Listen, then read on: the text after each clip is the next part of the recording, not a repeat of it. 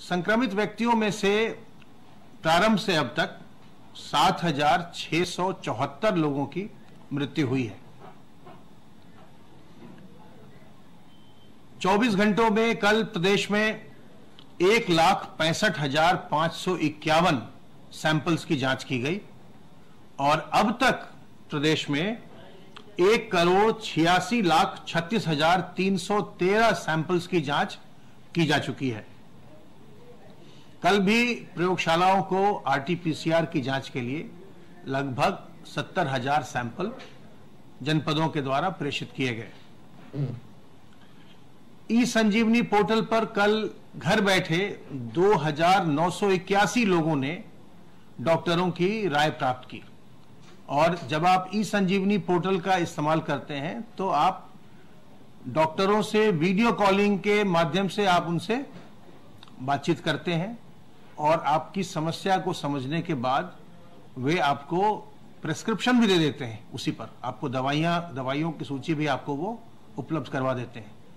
तो संक्रमण के काल में ई संजीवनी पोर्टल का उपयोग बहुत ही अच्छा है, लाभकारी है और विशेष करके ऐसे लोग जिनमें संक्रमण होने पर जटिलताएं आने की संभावना रहती है, उन्हें अपने घर बैठे ही डॉक्टरों से ई संजीवनी पोर्टल का उपयोग करके सलाह प्राप्त करनी चाहिए। और यह करना बहुत आसान है। अगर आपके पास स्मार्टफोन है या इंटरनेट का कनेक्शन है तो आप उस पोर्टल पर जाइए, ई संजीवनी पोर्टल पर जाइए, उसे गूगल करिए ई संजीवनी और आप ई संजीवनी पोर्टल पर जाइए। वहां जब आप जाएंगे तो आपको अपना फोन नंबर देना होगा और फोन नंबर जब आप डालेंगे तो आपको एक ओटीपी नंबर आ जाएगा। जैसे आप कोई सामान इत्यादि खरीदते हैं ओटीपी नंबर आता है, वैसा ही एक ओटीपी नंबर आएगा। जब आप ओटीपी नंबर डालेंगे तो आप पाएंगे कि उसको डालते ही फिर आपको एक टोकन मिल जाएगा, फिर आपकी डॉक्टरों से बातचीत हो पाएगी और आप अपना विचार विमर्श करके डॉक्टरों से परामर्श लेकर के घर बैठे आप अपना इलाज करवा सकेंगे। अब तक प्रदेश में 2,29,163 लोगों ने ई संजीवनी पोर्टल पर डॉक्टरों से परामर्श प्राप्त किया है। प्रदेश में 65,448 कोविड हेल्प डेस्क अब तक स्थापित किए गए हैं और इनके माध्यम से 1,06,22 लक्षणात्मक लोगों की पहचान भी की गई है।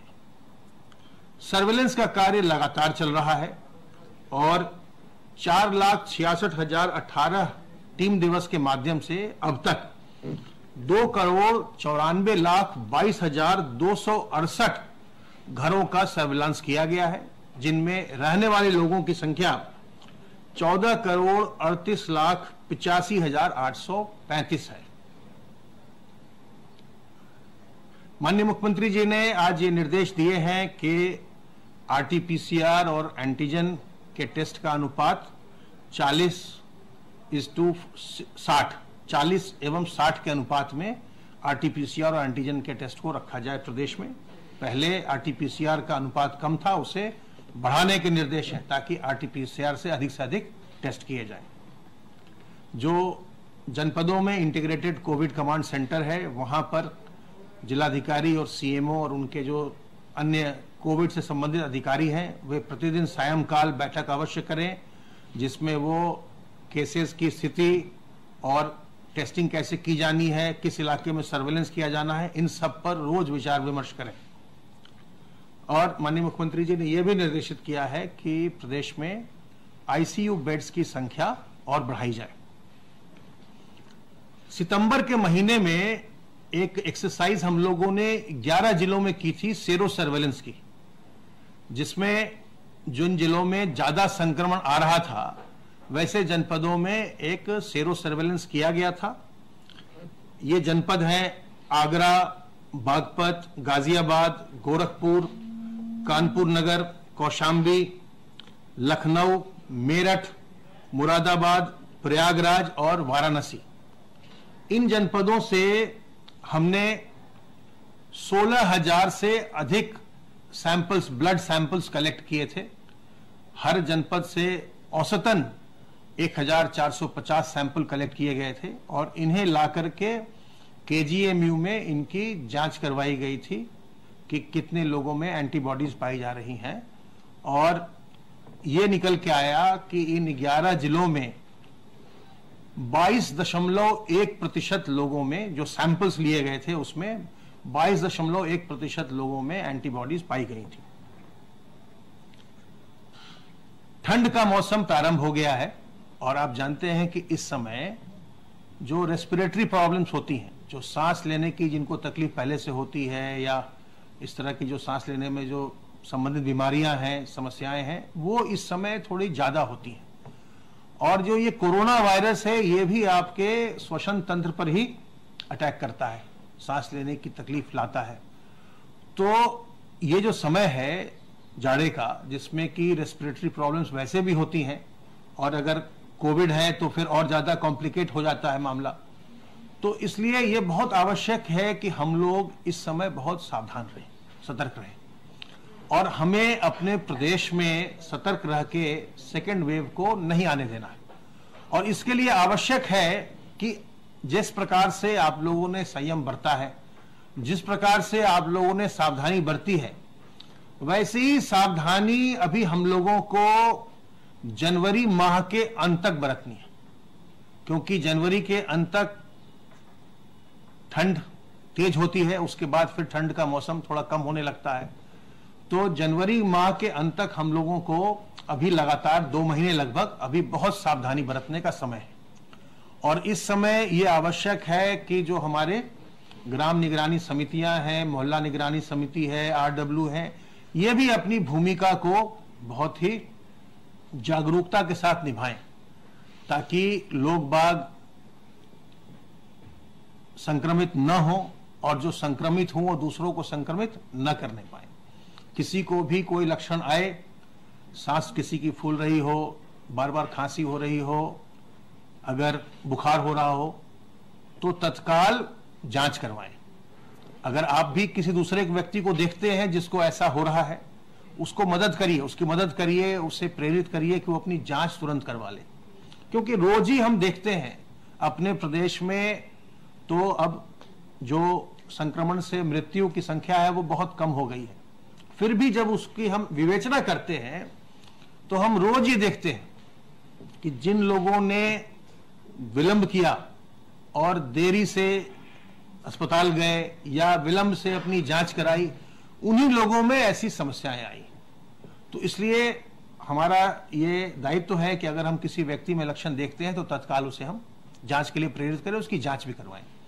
और जांच की व्यवस्था, इलाज की व्यवस्था बिल्कुल निःशुल्क है। जांच के लिए आप अपने इंटीग्रेटेड कोविड कमांड सेंटर पर फोन करिए या जिला अस्पताल जाइए या आसपास में जहां भी जांच की सुविधा हो वहां आप जांच करवाइए और अपना इलाज करवाइए। समय से इलाज करवाएंगे तो बिल्कुल स्वस्थ हो जाएंगे। जिन लोगों में ज्यादा जटिलताएं आने की संभावना होती है वो कौन लोग हैं? वो हैं हमारे बुजुर्ग, वो हैं गर्भवती महिलाएं, वो हैं जो पहले से किसी बीमारी से ग्रस्त हैं, किडनी की बीमारी से ग्रस्त हैं, जिनकी डायलिसिस हो रही है या कैंसर है या उनको कोई लिवर की बीमारी है, हाइपरटेंशन है, डायबिटीज है। ऐसे लोगों में जटिलताएं आती हैं। और जो गर्भवती महिलाएं हैं, छोटे बच्चे हैं, तो इन लोगों को चाहिए कि वो घर से अनावश्यक बाहर न निकले। अगर बहुत आवश्यक हो निकलना तो पूरी सावधानी के साथ मास्क लगा करके, सैनिटाइजर का इस्तेमाल करके, हाथ को साबुन पानी से धोते रह करके ही आप बाहर निकलें। और ऐसे किसी स्थान पर न जाइए, सार्वजनिक स्थानों पर और सार्वजनिक कार्यक्रमों में जहां की भीड़ भाड़ होने की संभावना हो। आप सबों से, जो लोग इस कैटेगरी के हैं जिनमें जटिलताएं आती हैं, आप सबों से मेरा अनुरोध है कि आप अगले 2-3 महीने तक ऐसी जगहों पर बिल्कुल मत जाइए। संक्रमण से बचिए, किसी प्रकार की जटिलता आने ही मत दीजिए। अगर आप भीड़ भाड़ वाली जगहों में नहीं जाएंगे, सार्वजनिक स्थानों पर नहीं जाएंगे, बहुत इच्छा होगी कि पड़ोस में शादी हो रही है या रिश्तेदार में किसी के यहां शादी हो रही है और हमको वहां जाना चाहिए, बहुत लोगों से मिलेंगे, लेकिन यह समय सावधानी बरतने का है। तो आप लोगों से फोन पर वीडियो कॉलिंग करके सब लोगों से बातचीत कर लीजिए, लेकिन भीड़ भाड़ वाली जगहों पर बुजुर्ग लोग कतई न जाएं और जो लोग घर वाले हैं उनको वो वहां न लाएं। भीड़ भाड़ जगहों पर बिल्कुल न लाइए ताकि उन्हें संक्रमण से बिल्कुल बचाया जाए। जैसे मैंने आपको बताया है कि पिछले 2-3 महीनों में हमने देखा है कि 60 साल से अधिक वाले व्यक्तियों का जो टोटल इन्फेक्शन के केसेस हैं उनमें उनकी हिस्सेदारी बढ़ी है, अर्थात उनमें संक्रमण बढ़ा है। पहले 2-3 महीने पहले ये 8% के आसपास हुआ करता था, अब ये 10.2% पहुंच गया है। तो ये हिस्सेदारी बुजुर्ग लोगों की इसमें बढ़ रही है, संक्रमण में ज्यादा संक्रमित हो रहे हैं, क्योंकि वो हम उनके साथ हम भी जब बहुत लोग अच्छे ठीक होने लगते हैं तो हम लोगों को ये लगता है कि भाई इसमें कोई विशेष बात नहीं है। ऐसा नहीं है, संक्रमण अभी जारी है और संक्रमण जितना मुश्किल कर सकता था वो आज भी उतना ही मुश्किल कर सकता है। तो इसलिए बुजुर्गों से अनुरोध है और गर्भवती महिलाओं से और जो पहले से बीमार व्यक्ति हैं कि आप सार्वजनिक स्थानों में, सार्वजनिक कार्यक्रमों में न जाएं, घर पर रह करके अपना बचाव करें। जब तक कोई वैक्सीन नहीं आती है, जब तक कोई दवा नहीं आती है, तब तक बचाव ही इस संक्रमण का सबसे अच्छा इलाज है। तो अपना हमें बचाव करना है। इसके लिए हमें अपने हाथ को साबुन पानी से बार बार साफ करते रहना है, अपने मुंह और नाक को ढक कर रखना है, सार्वजनिक स्थलों पर मास्क इस्तेमाल करिए, रुमाल इस्तेमाल करिए, गमछा इस्तेमाल करिए, दुपट्टा इस्तेमाल करिए, लेकिन मुंह और नाक को ढक कर रखिए और लोगों से 2 गज की दूरी बनाइए, लोगों से दूर रहिए। लोगों के नजदीक जाएंगे क्योंकि ये संक्रमण एक व्यक्ति से दूसरे व्यक्ति में फैलता है।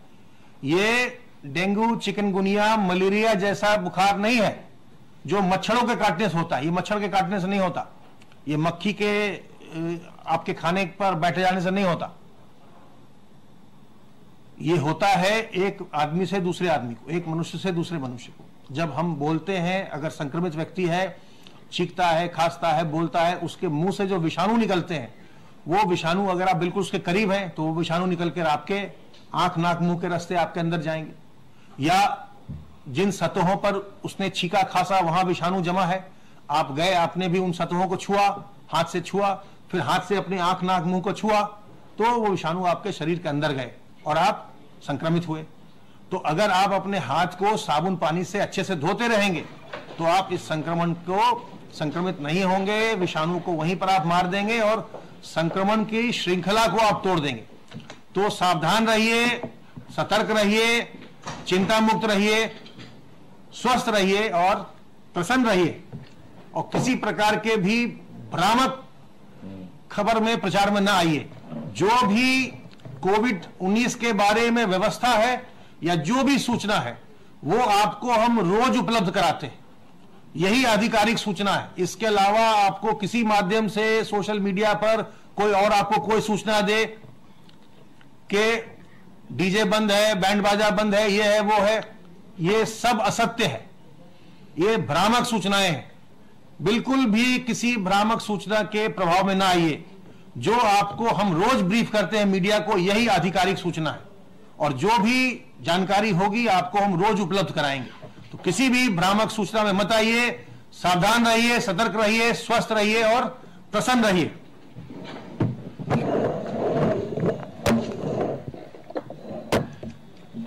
मेरे साथी अपर मुख्य सचिव स्वास्थ्य ने आपको ठीक बताया है, उस तरफ थोड़ा ध्यान देने की आवश्यकता है। ये देखने में आया है कि पिछले कुछ दिनों से कुछ लोग व्हाट्सएप पे, सोशल मीडिया के जरिए कोविड-19 से संबंधित जो व्यवस्थाएं हैं उनके बारे में भ्रामक खबरें फैला रहे हैं। सरकार की तरफ से कई बार स्पष्ट किया गया है, आज जैसे हमारे साथी ने बताया, हम लोग आपको प्रतिदिन आधिकारिक जानकारी देते हैं। तो कृपया किसी भी सोशल मीडिया के किसी पोस्ट पर आप यकीन करने से पहले उसको एक बार चेक जरूर कर लें, क्योंकि कभी लॉकडाउन है, कभी कुछ है, ये सब के बारे में भ्रामक सूचनाएं फैल रही हैं। आपको अवगत कराना है कि शादियों के समारोह में बैंड बाजा और डीजे बनाने पर कोई रोक नहीं लगाई गई है। जो सरकार ने बारातों के लिए और जो समारोहों के लिए सीमा तय की है, बैंड बाजा डीजे उसके अतिरिक्त है, और इसके लिए यह भी स्पष्ट कर दिया गया है कि आपको किसी प्रकार की अनुमति की आवश्यकता नहीं है। आप स्वयं जिम्मेदार हैं, आपको कोविड के प्रोटोकॉल फॉलो करने हैं, महज सूचना देनी है। आपको सिर्फ एक सूचना देनी है कि आप कोविड के प्रोटोकॉल का पालन कर रहे हैं और ये फंक्शन आप कर रहे हैं। इसके अलावा किसी प्रकार की अनुमति की आवश्यकता नहीं है। प्रदेश में हॉटस्पॉट में कुछ कमी आई है। कंटेनमेंट जोन जो है वो लगभग वैसे ही हैं। प्रदेश में आर्थिक गतिविधियां तेज हों, इसके लिए प्रदेश सरकार प्रयास कर रही है।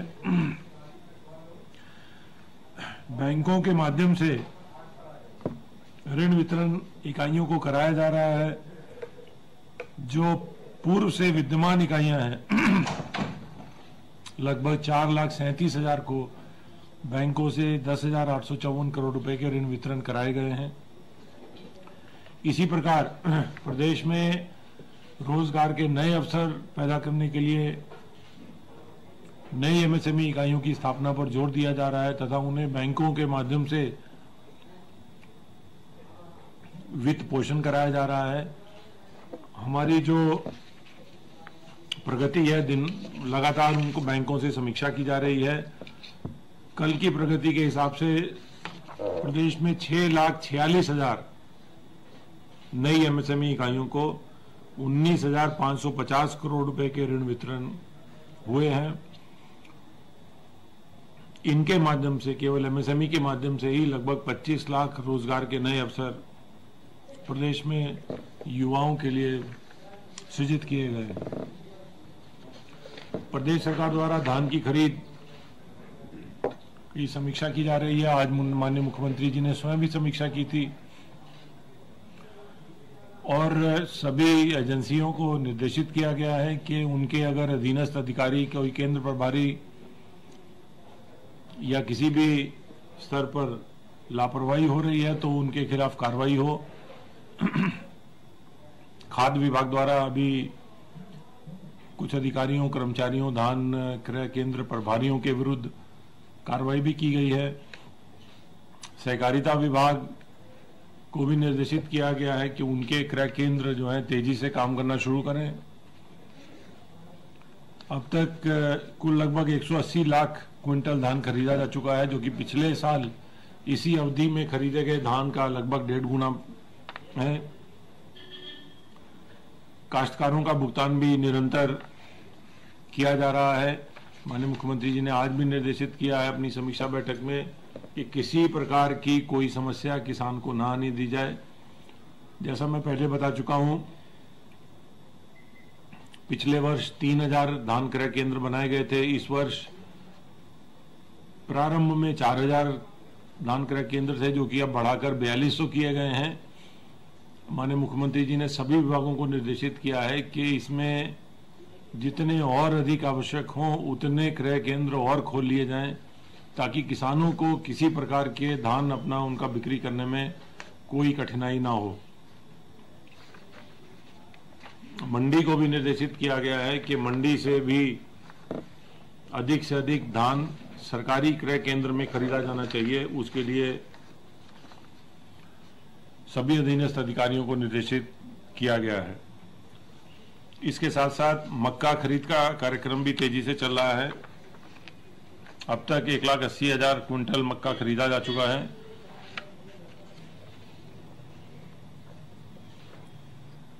आज के इस संदेश में मुझे एक बार फिर से, चाहे मुझे दोहराना पड़े, लेकिन ये जरूर आपको अवगत कराना है कि प्रदेश सरकार ने बैंड बाजा डीजे के पर कोई प्रतिबंध नहीं लगाया है। शादी समारोह के लिए कोविड का जो प्रोटोकॉल है उसका पालन करते हुए जो संख्या सीमित की गई है उस सीमित संख्या के अंतर्गत आप समारोह आयोजित कर सकते हैं। आपको केवल नजदीकी थाने में सूचना देने की आवश्यकता है, अनुमति की आवश्यकता नहीं है। त्योहार हैं, आपको दुगनी सावधानी बरतनी चाहिए। जैसा मेरे साथी अभी बताकर गए, सोशल डिस्टेंसिंग का पालन करें, मास्क लगा कर रखें, हाथ धोते रहें। ये सावधानियां अगर हम रखेंगे तो जो कोरोना का संक्रमण है उस पर हम लोग नियंत्रण पा सकेंगे। प्रदेश में कोरोना से लड़ने के लिए समुचित व्यवस्थाएं हैं, समुचित टेस्ट हो रहे हैं। अभी टेस्ट जो है 1,75,000 से ऊपर बढ़ रहे हैं और इसे और अधिक बढ़ाने का निर्देशन किया गया है। सभी अस्पतालों में समुचित बेड उपलब्ध हैं, लेकिन फिर भी हम सबको सावधानी बरतनी चाहिए। सावधानी रहेगी तो संक्रमण से बचेंगे। धन्यवाद।